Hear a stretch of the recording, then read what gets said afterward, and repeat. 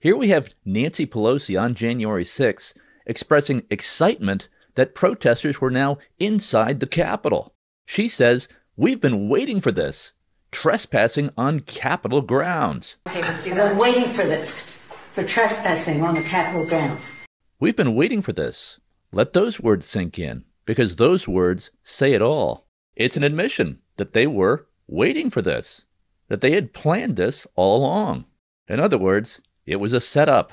And this scene was filmed by Nancy Pelosi's daughter, Alexandra Pelosi, who is creating a documentary film that she sold to HBO.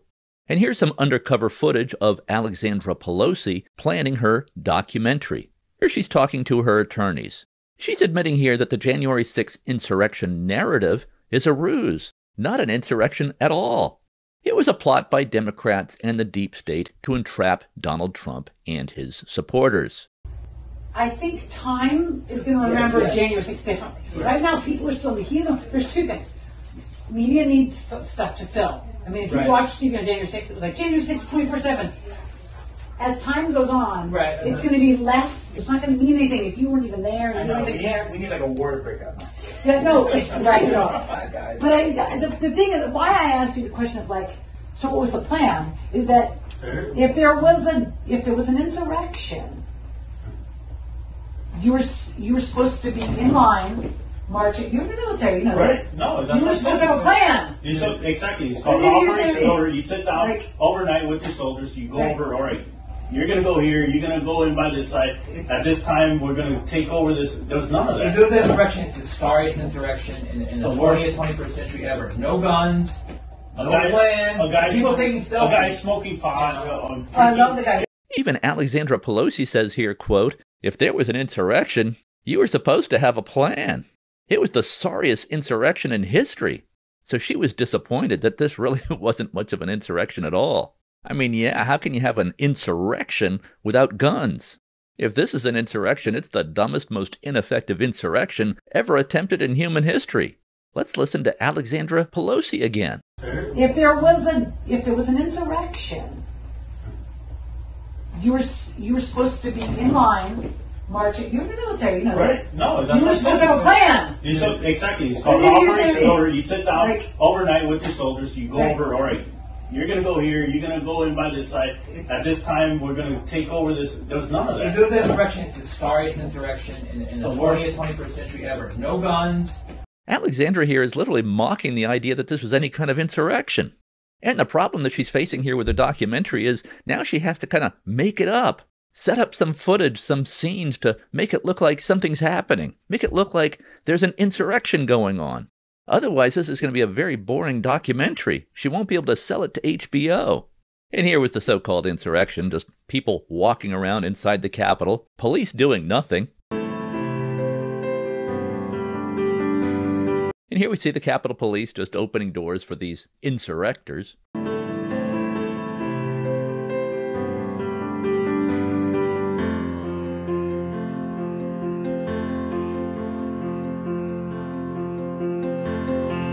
Here's the QAnon shaman wandering around in his Viking hat inside the Capitol. His name is Jacob Chansley, who served in the U.S. Navy. Yet the QAnon shaman, this guy in the Viking hat, was sentenced to 41 months in federal prison. That's 3.5 years. He ended up serving 25 months, which is 2 years and 3 months, for peacefully walking around inside the Capitol in a funny outfit, after the Capitol Police let him in. Every moment of Jacob Chansley's presence inside the U.S. Capitol was caught on video surveillance. Not once did the Capitol Police stop Chansley. The police were actually helping him, acting as his tour guide. They unlocked doors for him. Here he thanks the police. The police seem to like Chansley.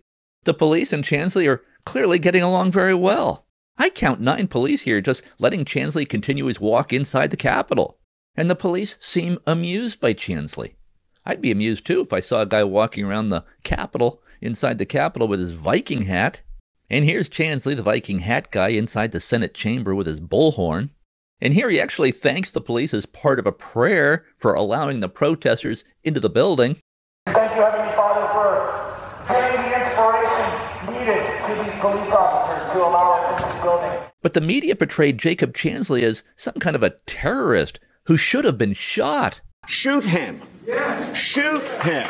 Like, you burst into the United States, if he was dressed like bin Laden, would you have shot him? Who are the violent extremists here? And here's more of Nancy Pelosi's daughter, Alexandra, the documentarian, admitting that the QAnon shaman did nothing. That the shaman who did not, what did the shaman do? He stood there. What did Paul do? He stood there. The shaman got how many months? 41. Quote, the shaman did nothing, she says. What did the shaman do? He just stood there, end quote. And here we have the U.S. Capitol Police opening the doors of the U.S. Capitol and allowing the protesters to just walk in. No indication here that the police had any problem with the protesters walking into the U.S. Capitol. Now, out of the upwards of 1 million Trump supporters there, making their views known, a few hundred people obviously engaged in some bad behavior. Definitely that happened. That was bad. Some friends of mine actually asked if I was going to the January 6th protests. And I answered no. My policy is to never go any place where there is a large crowd of angry people. Nothing good can happen there. But the vast majority, the 99.9% of those in attendance at January 6th, were not doing much. They were just standing there or sitting in their lawn chairs. But of course, whenever you have a very large crowd of angry people, some are going to act up. That's guaranteed. That's why I don't go to protest. I don't go to places where there's going to be a big crowd of angry people. But it's quite obvious that the lack of security at the U.S. Capitol that day was by design and on purpose. It was a setup. More on that in a moment. But the protest overall was surprisingly peaceful and really did not go fully according to the plan that Pelosi, Democrats, and the fake news had in mind. With zero security, the Democrats and the fake news, the propaganda media, they were expecting all kinds of mayhem. And there really wasn't. Because the truth is 99.9% of Trump supporters are very peaceful, law-abiding people. They're not interested in insurrection. They're interested in honest elections, but they're not interested in insurrection. And since not much was really happening, mostly people just strolling around peacefully inside the Capitol, Alexandra Pelosi and Nancy Pelosi basically had to invent something. And here's some very bad acting by Nancy Pelosi for Alexandra's documentary. They're trying to make it appear as if something is happening. Governor, I don't know if you have been approached about the Virginia National Guard. Mr. Hoyer was speaking to Governor Hogan, but I still think you probably need the okay of the federal government in order to come into another jurisdiction. Thank you. Secretary of the Army. Oh my gosh, they're just breaking windows. They're doing all kinds of. It's really that they said somebody was shot. It was just horrendous, and all at the instigation of the President of the United States. Okay, thank you, Governor. I appreciate what you're doing, and if you don't mind, I'd like to stay in touch. Thank you. Okay. Thank you. Bye-bye. Virginia Guard has been called in. I'm just talking to Governor Northam, and what he said is they sent 200 state police and a unit of the National Guard. They're breaking windows and going in, obviously ransacking our offices and all the rest of that. That's nothing. The concern we have about personal harm, personal safety is just transcends everything. But the fact is, on any given day, they're breaking the law in many different ways. And quite frankly, much of it at the instigation of the President of the United States. And notice Nancy Pelosi says twice here, quote, at the instigation of the President. She has to repeat that, at the instigation of the President. And she's talking here to then Virginia Governor Ralph Northam about bringing in the National Guard. And she notes here that the governor would need her okay to send in the National Guard because the National Guard is controlled by the states. Pelosi has to request the National Guard. Also, the president cannot just send in the National Guard unless she requests it.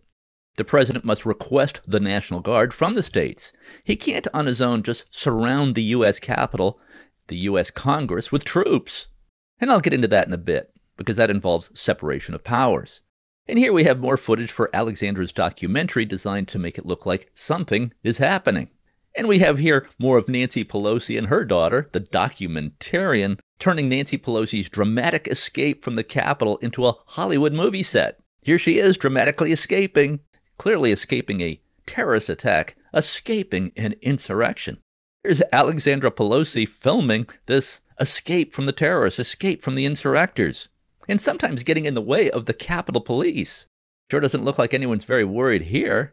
If there was an actual insurrection going on, would they be walking this casually, this slowly? Wouldn't they at least be jogging? And would Alexandra Pelosi be filming? It's just so absurd.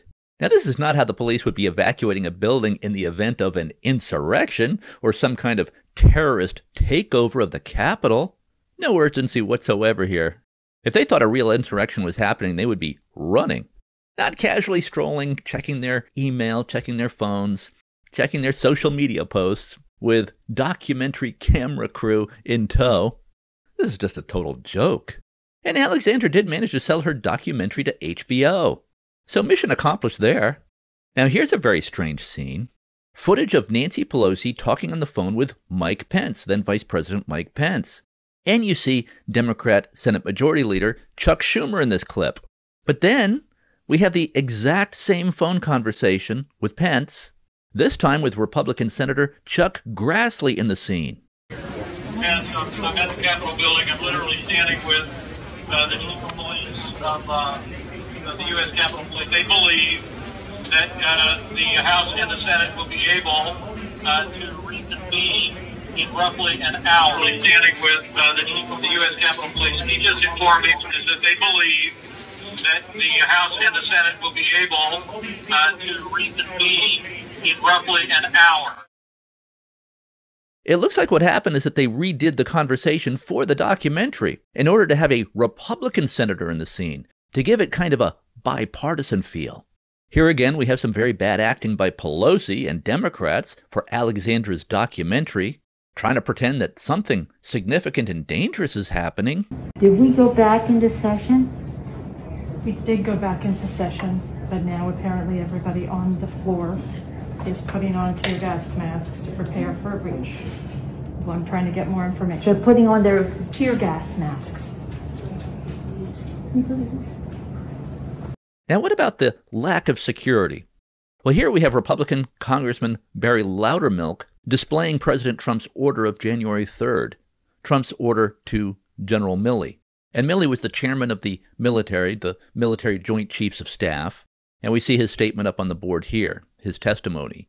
Milley's testimony quotes Trump as saying, and Milley's no fan of Trump, by the way, doesn't like Trump. And Milley says that Trump told him, quote, "Hey, I don't care if you use the National Guard or soldiers or active duty soldiers or whatever, just make sure it's safe," referring to the Capitol. And here's actually the transcript of General Milley's testimony on President Trump's order on January 3rd. General Milley says this, quote, "The president just says, hey, look at this. There's going to be a large amount of protesters here on the 6th. Make sure you have sufficient National Guard or soldiers to make sure it's a safe event. I don't care if you use Guard or soldiers, active duty soldiers, or whatever you have to do. Just make sure it's safe." And then the Defense Secretary, the Secretary of Defense, Chris Miller, answers by saying, "Hey, we've got a plan. We've got it covered." That's what the Secretary of Defense, Chris Miller, tells Trump. And again, this was President Trump's order to both General Milley, chairman of the Joint Chiefs of Staff, and the Secretary of Defense, Chris Miller. Trump had offered 10,000 National Guard troops, but Pelosi rejected the offer. Here she is admitting that. We have responsibility, Terry. We did not have any accountability for what was going on there, and we should have. This is ridiculous. You're going to ask me in the middle of the thing when they've already breached the inaugural stuff should we call the Capitol Police? I mean, the National Guard? Why weren't the National Guard there to begin with? Even though they're just creating this for this documentary, they're too stupid to realize that they sabotaged their own case against Donald Trump with these scenes. Pelosi admits that she is to blame for the lack of security. She could have had the National Guard, but rejected Donald Trump's offer because it was Donald Trump making the offer. And of course, having any National Guard protection would have completely torpedoed their plan to frame Donald Trump and his supporters. Here also we have a letter from the mayor of the District of Columbia, Muriel Bowser, also rejecting Trump's offer of 10,000 National Guard troops. And the reason this is important is people say, well, why didn't President Trump just secure the Capitol? Well, the reason he can't just send in the troops and surround the U.S. Capitol without permission from Pelosi is because of the constitutional separation of powers. If the president could do that, the president could just lock down the Congress if he didn't like what they were doing and declare dictatorial martial law. And here's a Reuters article on how then Secretary of Defense Christopher Miller testified that President Trump on January 3rd, 3 days before January 6th, had requested National Guard troops to be deployed on January 6th to protect the U.S. Capitol. Miller testified that Trump told him, quote, "You're going to need 10,000 people. No, I'm not talking bullshit," end quote. That's Trump to Miller. So Trump ordered this multiple times. But of course, he needs Pelosi's permission to do that because Congress is a co-equal branch of government with the presidency, and Trump can't just suddenly surround the U.S. Capitol, surround the Congress with troops. So all President Trump could have done was offer the protection, offer the support. But if Trump's offer is rejected by Pelosi and Mayor Bowser of the District of Columbia, well, he really can't do anything. He can't do anything unless they accept his offer. And Pelosi rejected his offer because she wanted the riots. She wanted this insurrection. And she was really hoping that Donald Trump would show up so that he would be arrested as an insurrector, as an insurrectionist. And here she is expressing her disappointment that Donald Trump did not show up. They have dissuaded him from coming to Capitol Hill. They told him they don't have the resources to protect him here. So at the moment he is not coming, but that could change. Oh, he comes, I'm going to punch him out. This is my wow, moment. I would pay to see I've that. been waiting for this, for trespassing on the Capitol grounds. I'm going to punch him out, and I'm going to go to jail, and I'm going to be happy. Says she wanted to punch him in the face. But she really hoped that Trump would show up, but he was told not to show up because of lack of security. So that kind of undermined her plan to have Trump arrested. And here's Trump in his speech on January 6th, before the protests, before they went to the Capitol, telling protesters to go to the Capitol, quote, peacefully and patriotically to make their views known. I know that everyone here will soon be marching over to the Capitol building to peacefully and patriotically make your voices heard. So let's review the timeline of events that day. First, Trump tells the protesters to go to the Capitol peacefully and patriotically to make their views known. Then at 2:22, some protesters entered the Capitol. At 2:38, Trump tweeted out, quote, "Stay peaceful." At 3:13, Trump tweeted again, "Remain peaceful." Then at 4:17, Trump uploads his video denouncing the violence and telling protesters to go home. But Twitter, under the old management before Elon bought Twitter, removed all of Trump's posts and shut down his account. Again, obviously there was some rioting and some very bad behavior by a few hundred fools. And this is when Ashley Babbitt was shot and killed by that Capitol police officer. She was the only one actually killed as a result of violence during the riot. And frankly, if you are breaking into the Capitol, smashing through windows and so forth, there's a pretty good chance you're going to get shot. It's a tragedy. She was unarmed, but this is what can happen when you're engaging in that kind of behavior. Safety tip, don't break into federal buildings, or any building for that matter. That can get you shot. So she was killed, and that's sad. But Democrats keep telling us that many were killed on January 6th. Here's what AOC says. Quote, "This was a terror attack. 138 injured, almost 10 dead. Almost 10 dead. Those responsible remain a danger to our democracy," end quote. That's AOC. And here's what Kamala Harris said during her debate with Trump. I was at the Capitol on January 6th. I was the vice president-elect. I was also an acting senator. I was there. And on that day, the President of the United States incited a violent mob to attack our nation's capital, to desecrate our nation's capital. On that day, 140 law enforcement officers were injured, and some died. Ashley Babbitt was the only one actually killed as a result of the violence during the riot. So years later, Democrats are still pushing this debunked narrative. But surprisingly, factcheck.org corrects the record. And these fact-check outfits are all left-leaning pro-Democrat. And we were told by the impeachment committee during these impeachment proceedings right after January 6th that multiple police officers were killed. And we were told that Brian Sicknick was beaten on the head, beaten to death with a fire extinguisher. But then it turns out he died the next day of natural causes. That's what the medical examiner ruled, that Brian Sicknick had died from natural causes. His cause of death had nothing to do with January 6th, according to the medical examiner. And it's good that factcheck.org here reports that.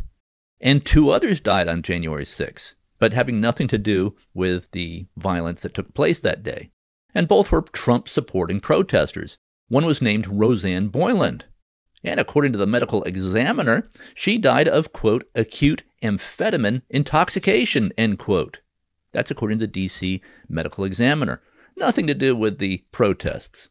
And another protester named Kevin Greason, age 58, died of a heart attack before anybody had entered the Capitol. His death had nothing to do with the protests on January 6th. But when you have about 1 million people in one spot, sometimes people die of heart attacks or drug overdoses or whatever. So that's what happened here. And then most famously, of course, there was Ashley Babbitt, who was the only one who died as a result of the actual violence, shot by that Capitol police officer. And that was it. Very different from the anti-police riots of 2020, in which at least 34 died, including police officers, billions of dollars in damage. These riots were celebrated by Kamala Harris, the media, and the Democrat Party. And here we have Kamala Harris cheering on these anti-police riots in 2020. And I want to make clear that I know that there are protests still happening in major cities across the United States. That's right. But they're not going to stop. They're not going to stop. And they're not, this is a movement, I'm telling you. They're not going to stop. And everyone beware, because they're not going to stop. They're not going to stop before Election Day in November, and they're not going to stop after Election Day. And that should be, everyone should take note of that on both levels, that they're not going to let up, and they should not. So really nothing much happened on January 6th compared to the anti-police riots of 2020, especially considering that upwards of 1 million people showed up that day to protest. 1 million people show up in one spot and they're angry and they're protesting. Well, yeah, some bad things are going to happen. That's why I don't go to events like that. But it was maybe a few hundred people that really got out of control. And by the way, Pelosi's January 6th committee, her kangaroo court, hired Hollywood movie producers who added scary sound effects and other effects to the January 6th footage that was shown to make the event sound a lot scarier and more dramatic than it actually was. Take a look. We have a breach of the Capitol! Breach of the Capitol to the upper level!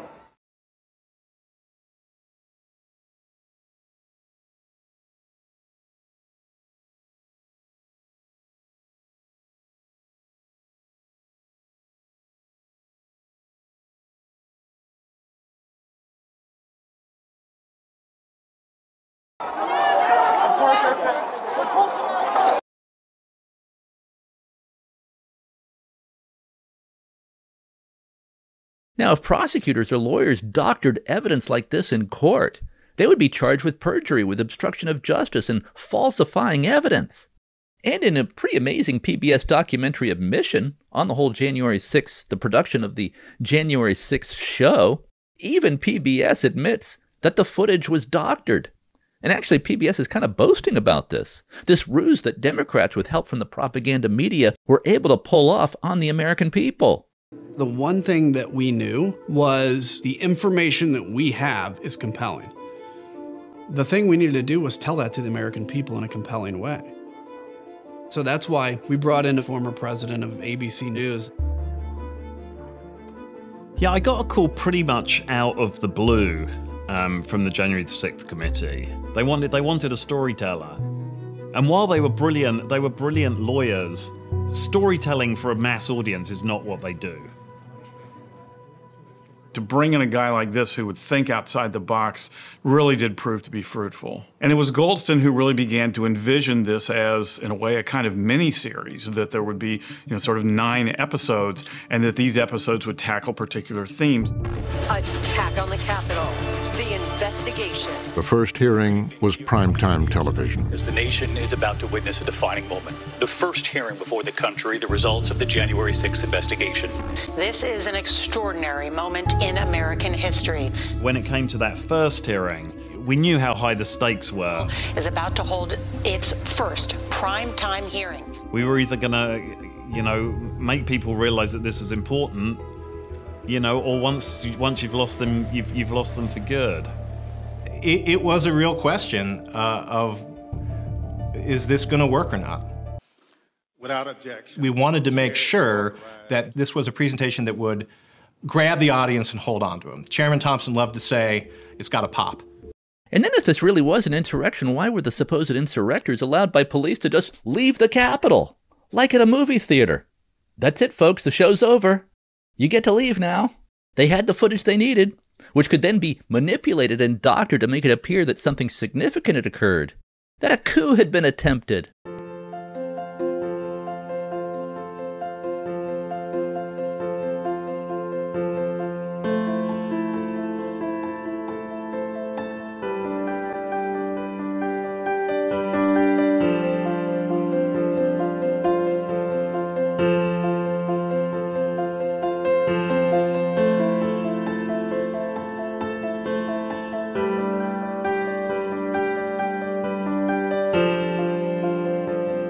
Now the sentences handed down to some of the J6, the January 6ers, were really just beyond excessive.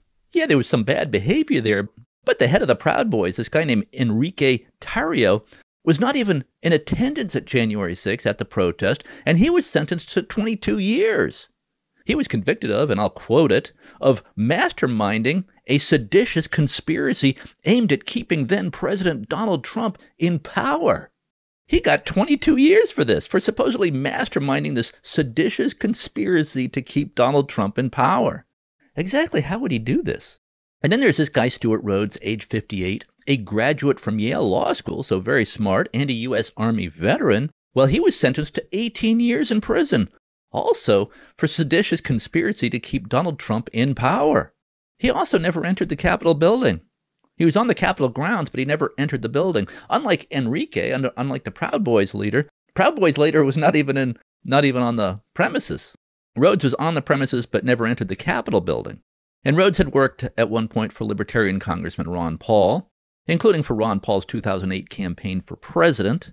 But his real crime was he founded a group called the Oath Keepers, which is suspicious of the federal government. Well, yeah. Now, I don't really know anything about this group called the Oath Keepers. But what intelligent person is not suspicious of the federal government? And Rhodes is reported to believe that Adolf Hitler could have been stopped if German soldiers and police had simply refused to follow Hitler's orders. Well, yeah, that also sounds like a pretty good point. Now, I don't know much about this guy's views, and it sounds like some of his statements are a bit unhinged. But unhinged statements should not get you 18 years in prison. We have something called the First Amendment, which protects free speech. You're not supposed to go to jail for wrong thoughts and wrong speech. But U.S. District Court Judge Amit Mehta called Rhodes a uniquely powerful driver of this threat to democracy that day. Really? Again, what was this man going to do to keep Donald Trump in power? Exactly what was he going to do? And plus, this guy Rhodes never entered the Capitol building. Plus, how do you have an insurrection with no guns, no weapons? And even if you do manage to occupy the Capitol building, does this mean that you have control of the government now? Whoever has control of the Capitol building has control of the government? Is that how our system works? How would these people command the military or the police? Would General Milley and the U.S. military just now follow the orders of these people because they happen to be in the U.S. Capitol? As Elon Musk joked at that time, we are now being governed by a guy in a Viking hat. Just absurd. But this is what the Democrats and the propaganda news want you to believe. J6 was basically a costume party, not much more than that. A festive event for most people. And actually, a lot of it looked pretty festive. People waving flags and flying balloons and things like that. Now, obviously, anyone engaging in violence, especially attacking police officers, should get some jail time. But the sentences should be related to the actual damage or injuries caused. The sentences for many of these J6ers were just beyond excessive. Now, I don't know much about the Proud Boys or the Oath Keepers, but I think these characters were basically just convicted of thought crimes, getting years and decades in prison for having wrong opinions. And even Alexandra Pelosi says the QAnon shaman guy did nothing, yet he was sentenced to 41 months. That the shaman who did not, what did the shaman do? He stood there. What did Paul do? He stood there. The shaman got how many months? 41. But here's something else that's very strange. Shortly after January 6th, the FBI released footage of a man on the night of January 5th planting a pipe bomb near the Democrat National Committee headquarters. And this guy was using a cell phone while sitting on a bench. He then gets up and supposedly plants his pipe bomb. We never learned the identity of this person. But he should have been pretty easy to identify. He was using his cell phone, so that's trackable. He was carrying a distinctive backpack, wearing a gray hooded sweatshirt, a mask, gloves, glasses, and a pair of Nike Air Max Speed Turf sneakers. Given all the media coverage, you would think that someone would have recognized him. But despite this person's distinctive appearance on many CCTV cameras and from many different angles, the FBI still has no suspects 4 years later. This alleged bomber remains at large. We also have surveillance footage on January 6th of Vice President Kamala Harris arriving at the Democrat National Committee on January 6th. She came within a few feet of this pipe bomb, this alleged pipe bomb. And in fact, a bomb-sniffing canine team arrived just before Harris to check for bombs. Yet this bomb-sniffing canine team somehow missed the pipe bomb shortly before Kamala Harris was to arrive right at that location, at the Democrat National Committee. And remember also that Kamala had claimed that she was at the Capitol when it was under siege from these insurrectors. I was at the Capitol on January 6th. I was the vice president-elect. I was also an acting senator. I was there. But no, she was actually here. She was actually arriving at the Democrat National Committee at the time she said she was at the Capitol. And now newly found video from January 6th shows a person, an individual, believed to be police, carrying a bag toward the location where the pipe bomb was found near the Democrat National Committee. Also, weirdly, this alleged pipe bomb was in plain view. Any passerby could have seen it. I mean, if you're a bomber, do you plant a bomb in plain view? And here's what the surveillance looks like around the Democrat National Committee, around the Democrat National Headquarters. It's massive surveillance. There's no way anyone could plant a pipe bomb here and get away with it. The person would be seen and then would be tracked by all these cameras. Surveillance cameras are everywhere. But nearly 4 years later, the FBI has no suspects. No explanation, no theory. In fact, the story has been completely dropped by the propaganda media. They're just not interested in this. So we now have this bomber, supposedly, wandering around, this supposed terrorist, and no one seems concerned about it.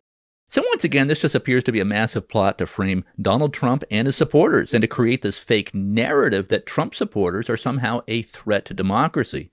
Somehow an existential threat to our republic. No, the existential threat to our democracy and to our republic is the Democrats, the left, the FBI, and the CIA. They're all part of the same cabal. Now, I'm really not actually that much of a fan of Donald Trump.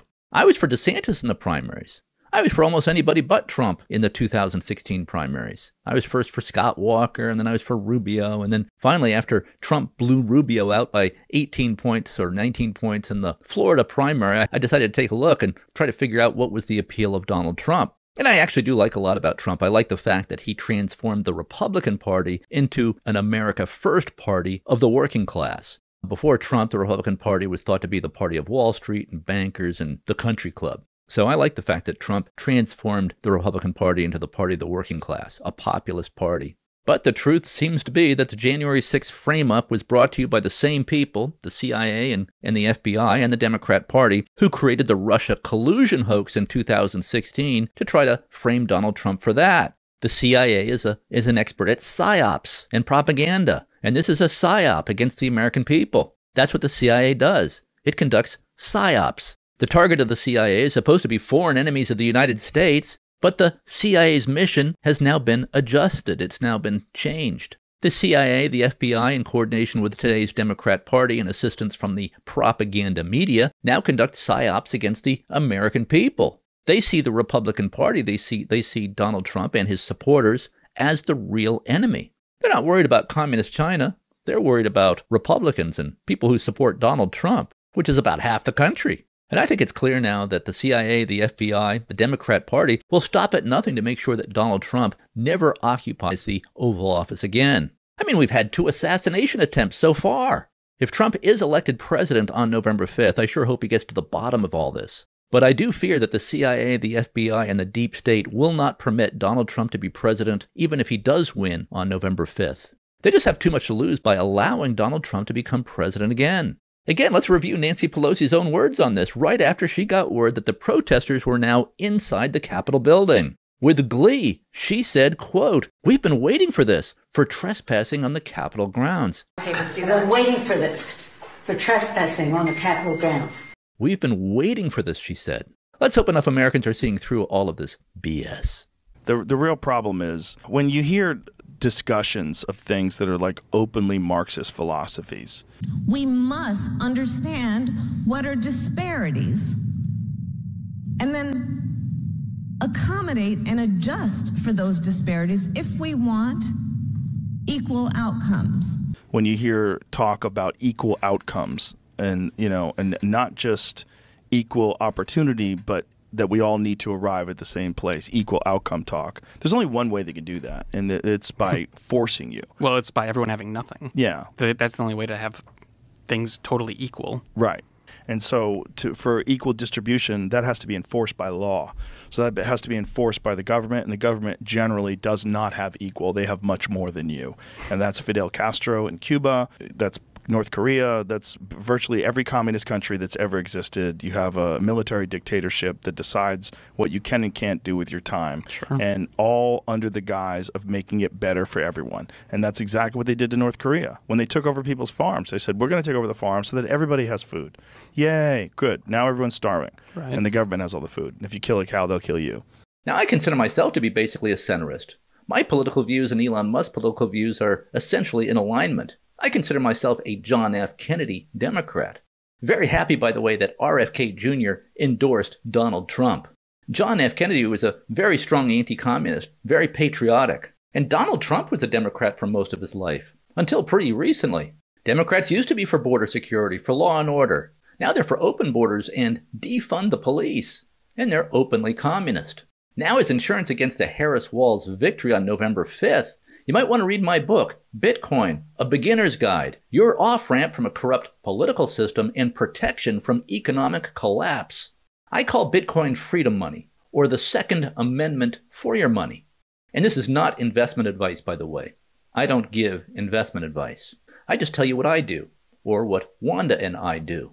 If all hell breaks loose here, and we become a communist dictatorship, which I think can easily happen, Bitcoin allows you to carry your wealth with you to wherever freedom might still exist. Bitcoin separates money from state. It also protects you from the government's fiat money printing press, which is effectively unlimited taxation. Ever since we abandoned the gold standard in 1971, the dollar has lost 98.5% of its value. In 1971, when we went off the gold standard, 1 ounce of gold cost $35. Today, 1 ounce of gold costs $2,470. This means that instead of paying $45,000 for an average car, you should be paying more like $1,000 for the same car. That's why the government does not have to actually increase taxes legislatively anymore. The government can just print up as much money as it wants to cover the interest on the national debt. And this creates a hidden, unlegislated tax called inflation. So Bitcoin protects you from the inflation tax, the money printing tax, because there will never be more than 21 million Bitcoins. And Bitcoin is not governed by humans. The supply and the rules of Bitcoin can never be changed. Bitcoin is an immutable robot. Bitcoin is also unconfiscatable money so long as you control your private key code. You can even get your own private key code by rolling dice and creating a wallet that way.